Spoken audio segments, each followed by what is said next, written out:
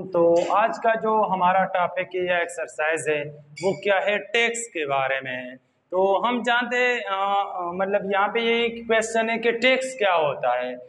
Tax जो है किसी भी मुल्क को चलाने के लिए टैक्स की ज़रूरत होती है, क्योंकि अगर किसी भी मुल्क में हम टैक्स वो पे नहीं करते या हम पे नहीं करते या कोई और टैक्स पे नहीं करता तो वो मुल्क रन नहीं हो सकता, वो मुल्क नहीं चल सकता, क्योंकि टैक्स के बगैर कोई सिस्टम भी नहीं चल सकता। तो इसलिए किसी भी मुल्क को चलाने के लिए टैक्स की ज़रूरत होती है।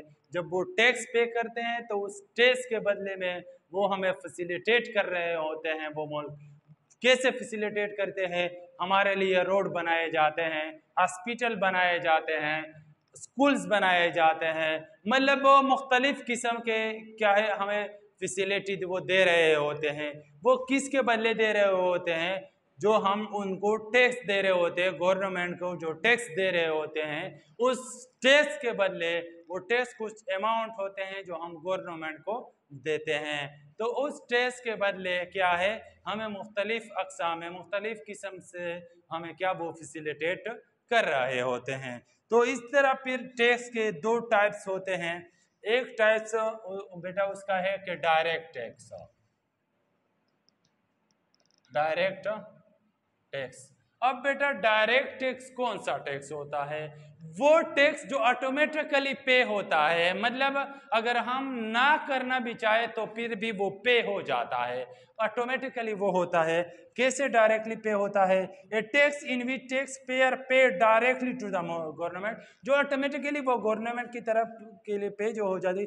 फॉर इनकम टैक्स, जैसे इनकम टैक्स है ऑटोमेटिकली हम जब देते हैं वो क्या है, हम गवर्नमेंट को देते हैं, क्योंकि उसमें दरमियान में कोई और बंदा नहीं होता। प्रॉपर्टी टैक्स जो देते हैं ऑटोमेटिकली वो किस को हम पे करते हैं? गवर्नमेंट को देते हैं। जो बराह रास्त हम डायरेक्टली गवर्नमेंट को दे रहे होते हैं वो हमारे पास क्या है, वो हमारे पास है डायरेक्ट टैक्स। दूसरा बेटा हमारे पास जो टैक्स है वो इनडायरेक्ट टैक्स है। नंबर 2 है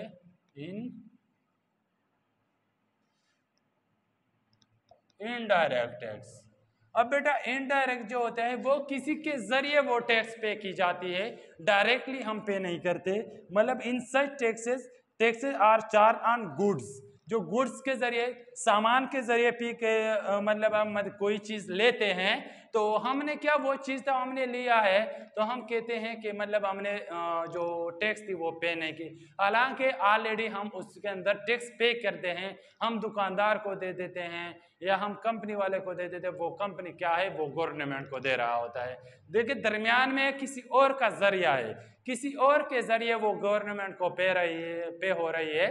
तो इसका मतलब है कि ये इनडायरेक्ट के उसके अंदर क्या कोई और बंदा इन्वॉल्व हो। कुछ टैक्सेस जो हम खुद पे करते हैं तो वो डायरेक्ट टैक्स हो गया, जो किसी के जरिए पे करते हैं तो वो क्या है, इनडायरेक्ट बेटा टैक्स हो गया। फिर हमारे पास है अगला नंबर 1 है इनकम टैक्स। ठीक है, दो टैक्स तो उसमें पहला जो है इनकम टैक्स। अब बेटा यहाँ पे फिर क्वेश्चन कि इनकम टैक्स कौन सा टैक्स होता है। देखो बेटा इनकम टैक्स आमदनी वाली जो तनख्वाह के ऊपर जो टैक्स लग रहा होता है जो गवर्नमेंट को दे रहे थे। Income tax is a tax imposed by the government on the income of individual exceeding a certain amount, जो अपनी इनकम आमदनी के ऊपर क्या है जो हम गवर्नमेंट को पे करते हैं। तो इसमें दो किस्म की आमदनी है, उसमें एक जो आमदनी हमारे पास है वो है EXEMPT एग्जेम्प्ट टैक्स इनकम। बेटा ये वो आमदनी होती है जिसके ऊपर टैक्स नहीं होता है। इतनी आमदनी, अगर इतनी आमदनी आपकी है, आपके पैसे है, आमदनी आपको इनकम आ रही है तो इसके ऊपर बेटा क्या है, आपका टैक्स नहीं लगता, इसके ऊपर टैक्स नहीं लागू होता। ठीक है बेटा। दूसरा है बी टैक्सेबल इनकम।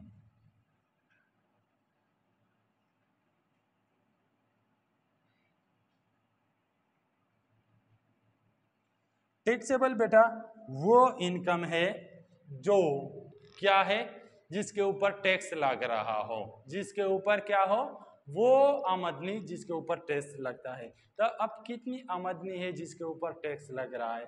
6 लाख तक जब आपकी आमदनी होती है तो उसके ऊपर टैक्स नहीं लग रहा होता है। 6 लाख से जब ज़्यादा होगी तो उसके ऊपर मुख्तलिफ किस्म के टैक्स फिर लगते हैं। फिर 6 लाख से मतलब 120 तक मतलब जो है वो फिर क्या है 2.5% टैक्स लग रहा हो। फिर इससे जब ज़्यादा हो जाते हैं फिर 12.5 लग रहा होते। यहाँ पे टेबल है वो ऑलरेडी फिर मैं आपके साथ शेयर कर दूंगा। ये टैक्स का रेट है कि टैक्स का आपकी इनकम जो होगी वो कहाँ तक पहुँचे तो उसके बाद उसके ऊपर क्या है टैक्स लग रहा होता है। उसके बाद बेटा नंबर बी पे है, नंबर 2 पे है हमारे पास प्रॉपर्टी टैक्स। अब बेटा यहाँ पे देखिए प्रॉपर्टी कौन सी टैक्स होती है? प्रॉपर्टी कहते हैं जायदाद को।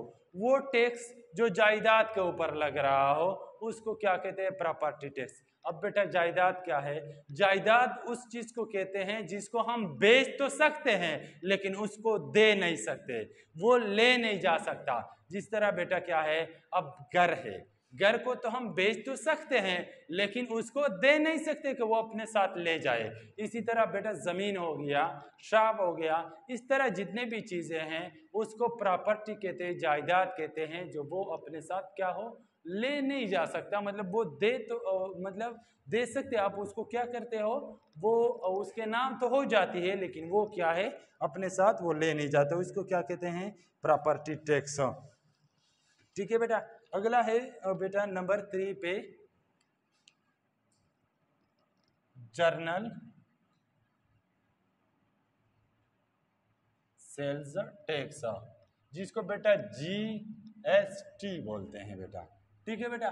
तो ये GST जो होता है जर्नल सेल टैक्स जो होता है ये बेटा सामान के ऊपर लग रहा होता है। जब हम कोई चीज़ ले रहे होते हैं, पेन हो गया, कापी हो गया, इसी तरह जितनी भी चीज़ें हैं जो गुड्स के ऊपर, जो सामानों के ऊपर टैक्स लगता है उसको जर्नल सेल टैक्स बोलते हैं। जो ज़मीन के ऊपर लगता है तो वो या जायदाद के ऊपर उसको प्रॉपर्टी टैक्स बोलते हैं बेटा। इसी तरह बेटा नंबर 4 पे है वैल्यू एडेड टैक्स। ठीक है बेटा। ये a tax in which the price of an object in increased during the production are distributed at the stage. जब हम किसी चीज़ को मतलब ज़्यादा लोगों तक तकसीम करते हैं, डिस्ट्रीब्यूट करते हैं तो उसके साथ साथ उसके ऊपर वो टैक्स भी बढ़ रहा होता है, कीमत भी बढ़ती है। थोड़ा सा कीमत बढ़ा देता है, उससे अगला इससे थोड़ा सा और भी कीमत बढ़ा देता है।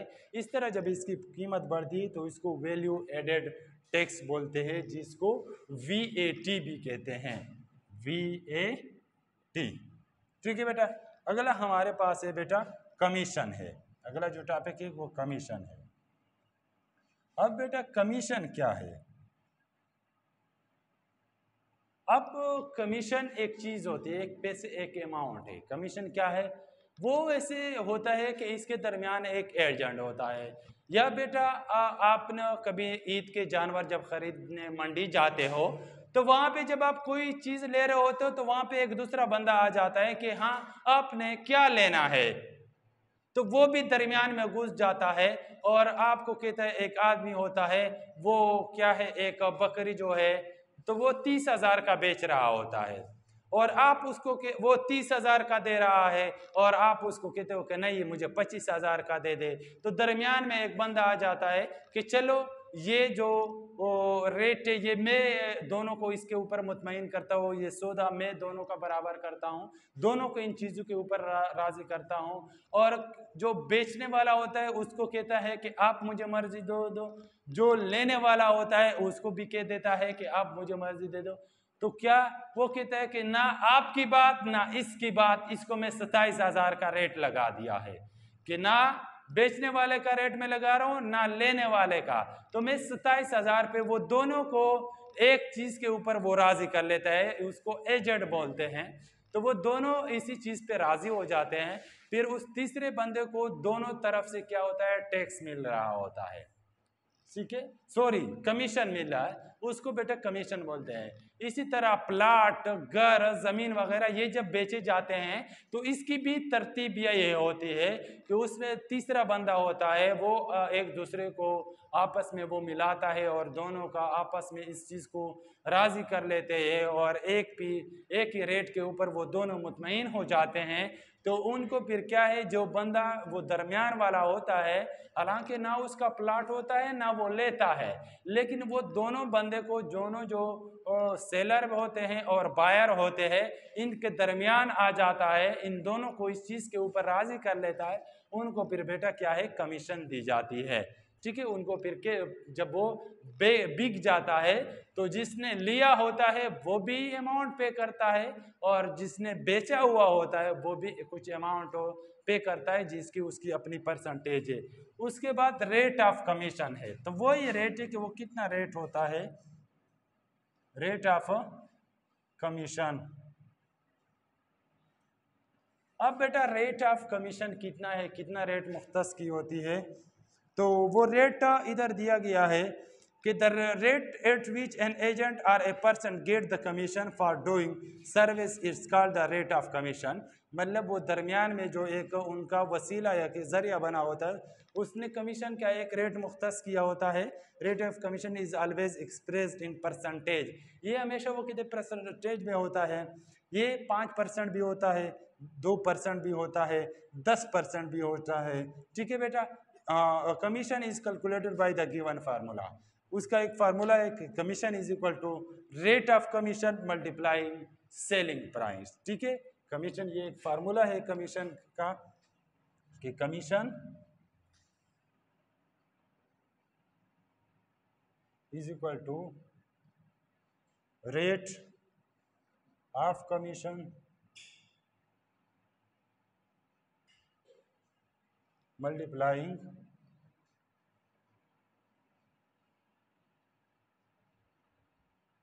Selling price.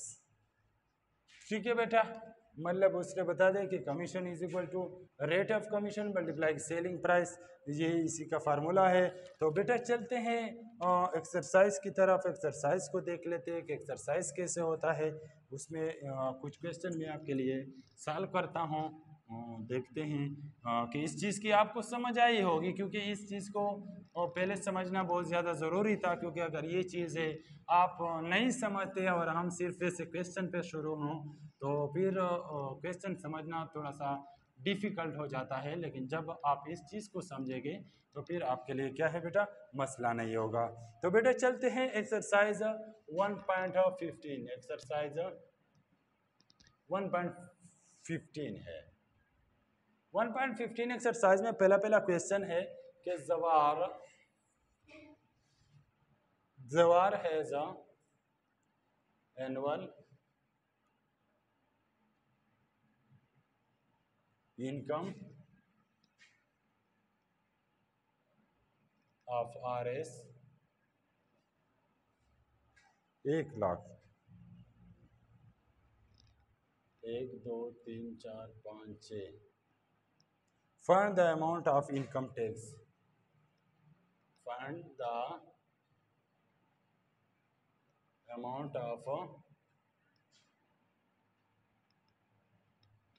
Income tax. ठीक है बेटा, तो यहाँ पे बेटा क्या करना है, इनकम टैक्स फाइंड करना है कि उसके अमाउंट के ऊपर कितना इनकम टैक्स लग रहा होता है। ठीक है बेटा, तो अब बेटा हम क्या करेंगे, इसको फिर वैसे ही करेंगे कि पहले इसके अमाउंट हम बताएंगे कि इसका जो टोटल एनुअल इनकम है वो कितना है, मतलब 1 दहाई 100,000 10,000 लाख 10 लाख, तो 10 लाख उसका क्या है जो एनुअल इनकम है।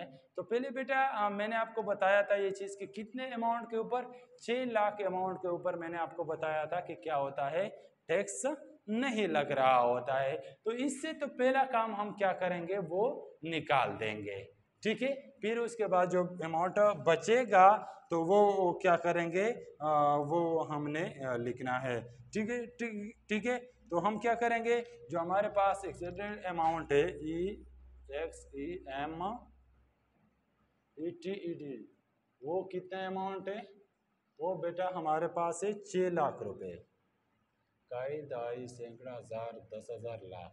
ठीक है बेटा, वो हमारे पास क्या है 6 लाख जो रुपए है वो हमारे पास ऐसे पैसे है जिसके ऊपर टैक्स नहीं लग रहा होता है। अब टैक्सेबल इनकम जो है वो कितना है,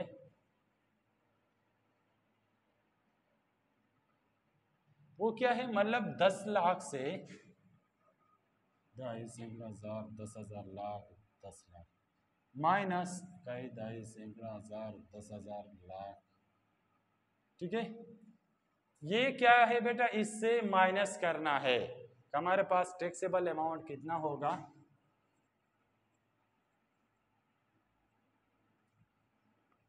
कितना है तो 4 लाख, इकाई दाई सैकड़ा हजार 10,000 लाख। ठीक है बेटा, तो हमारे पास कितना है बेटा, वो 4 लाख रुपए ऐसे है कि इसके ऊपर क्या है टैक्स लग रहा है। तो हमारे पास टैक्स का जो रेट है वो कितना है 2.5% क्या है वो टैक्स लग रहा है। अब बेटा हमने क्या करना है, टैक्स को फाइंड करना है।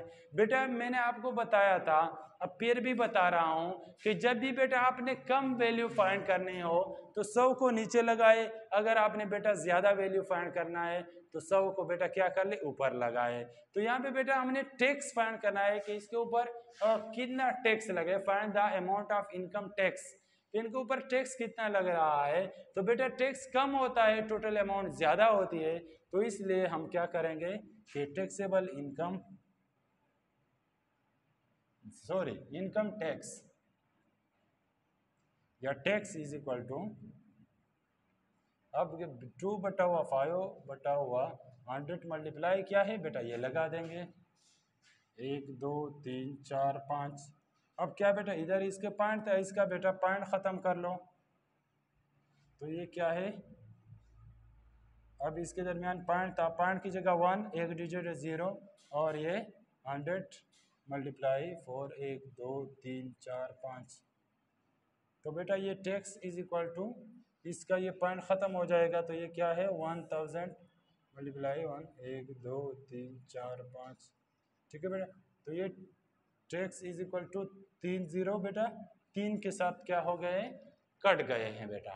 ठीक है, अब क्या कर ले इसको 25 मल्टीप्लाई, ठीक है बेटा, इसको बेटा हमने क्या करना है, इसको हमने करना है कि इससे क्या बनता है। तो इसको देखते हैं कि अब इससे हमारे पास क्या आंसर आता है। तो इसको मल्टीप्लाई करते हैं। अब सिंपल सी भी बात है कि 25 दूने 50 होता है, 25 3 75 होता है और 25 4 100 होता है। तो ये बेटा हमारे पास जो टैक्स आएगा कि टैक्स इज इक्वल टू ये 25 4 100 और 2 इसके अपने 0 है। ठीक है बेटा, तो ये बेटा कितना है 10,000 रुपये का टैक्स आ रहा है।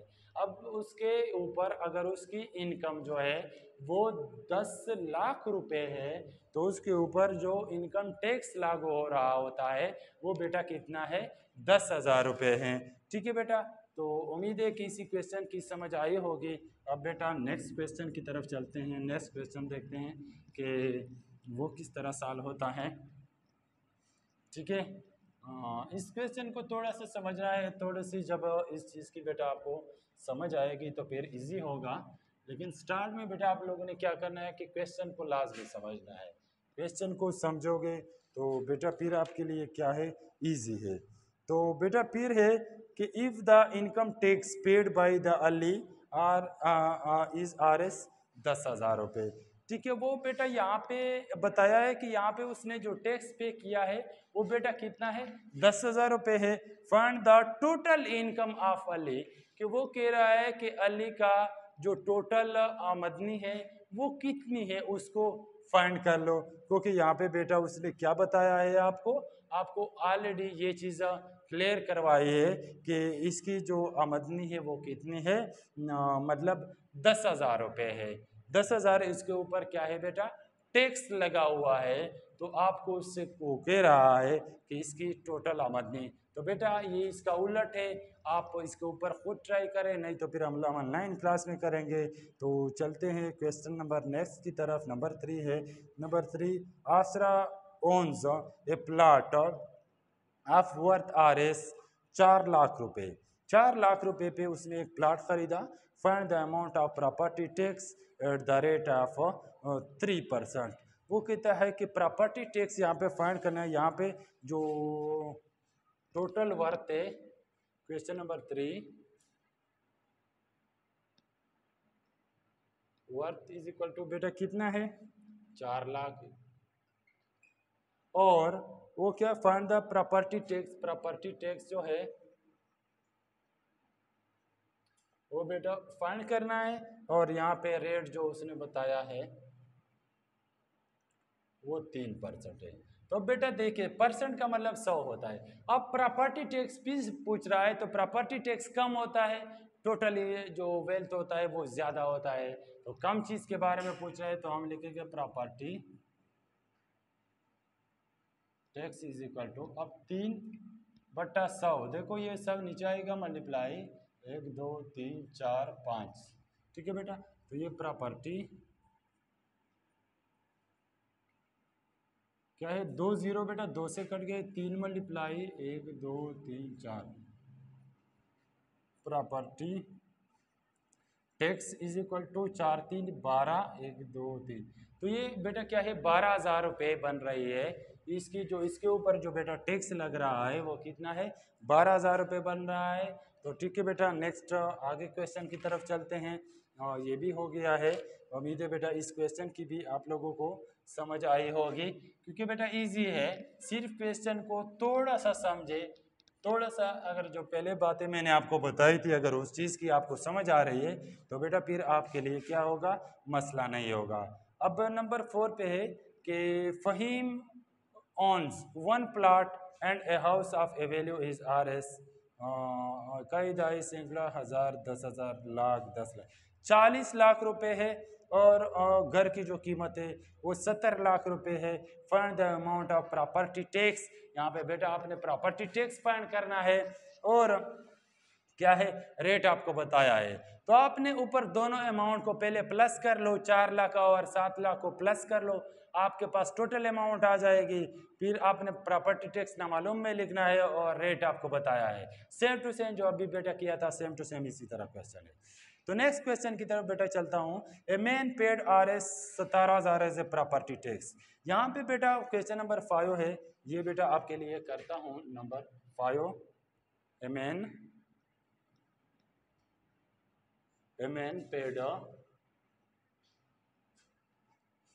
Paid RS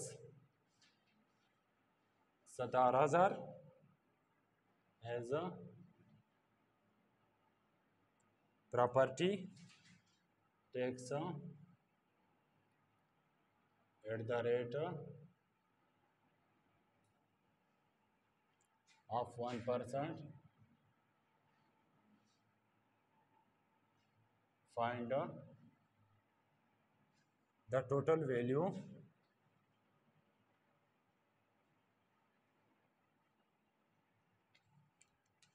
of the property.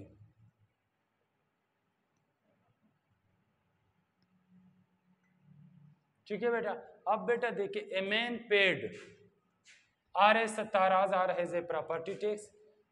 एक आदमी है उसने जो टैक्स अदा किया है वो कितना है बेटा 17,000। तो हमारे पास बेटा क्या है प्रॉपर्टी टैक्स जो है वो क्या है RS 17,000 रुपये है। एट द रेट, वो रेट कितना है बेटा, वो बेटा है 1%। अब है find the total value, total amount, वो बेटा क्या है ना मालूम। बेटा यहाँ पे क्या है मैंने टोटल वैल्यू फाइंड करनी है। बेटा आपको मैंने बताया था कि जब ज़्यादा वैल्यू फाइंड करनी हो तो 100 को ऊपर लगाएंगे, जब कम वैल्यू फाइंड करनी हो तो 100 को नीचे। यहाँ पे टोटल अमाउंट ज़्यादा होता है तो हमने 100 को ऊपर लगाना है। टोटल अमाउंट, अब यहाँ पे बेटा 100/1 आएगा, ठीक है, मल्टीप्लाई 17,000, तो टोटल अमाउंट। अब बेटा क्या है तो ये कितना हो जाएगा 1730, ये है 20 ये 1 2 3 4 5, तो 5 0 लगा लो। ठीक है बेटा, तो ये अब बेटा हमारे पास क्या है, इसका आंसर हो गया है। ठीक है बेटा, उम्मीद है कि इस चीज़ की भी आपको समझ आई होगी। तो बेटा नंबर 6 क्वेश्चन है कि Amar wants to buy an air conditioner of a price of RS 2 lakh, वो 2 लाख रुपए का खरीदता है। If the rate of GST is RS 17%, then find how many money Amar has to pay. तो बेटा क्या करेंगे, ये क्वेश्चन भी मैं आपको समझाता हूँ, जब मैं बोर्ड पे लिख लेता हूँ फिर आपको उस चीज़ की सही समझ आएगी, फिर आपका मजीद भी ये कंसेप्ट क्लियर हो जाएगा कि इस क्वेश्चन का मतलब क्या है। तो क्वेश्चन नंबर बेटा है नंबर 6। नंबर 6 है बेटा कि अमार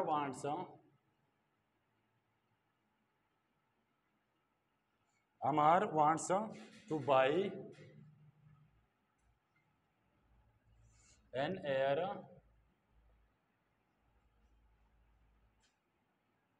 कंडीशनर